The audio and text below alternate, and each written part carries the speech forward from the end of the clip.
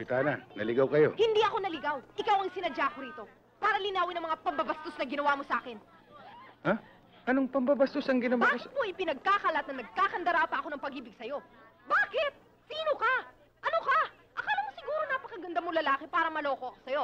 Hoy, no way! Hindi ako yung tipong babaeng mababaliw sa'yo. Kapitana, nakatingin sa atin yung mga tao. Huwag tayo mag-skandalo rito. Ano skandalo? Wala akong pakialam. Akala ko ba we have a democracy? I can say whatever I want, wherever I please, kahit saan. May reklamo? Akala mo siguro hindi makakarating sa akin, ano? Ganyan kayong mga lalaki. Pag nako-corner, para kayong mga hamong tupa, bumabaligtad. At ito, tandaan mo, kahit ikaw pinakamayamang lalaki, pinakagwapong lalaki at saksakan ng romantikong tao, wala ka pa rin pag-asa sa akin dahil hindi kita kaya. Aba, teka, ang sinabi ko lang, maalat yung adobong linuto mo. Eh di binastos mo rin ako. Ano? Ano? Wala ka palang binatbat?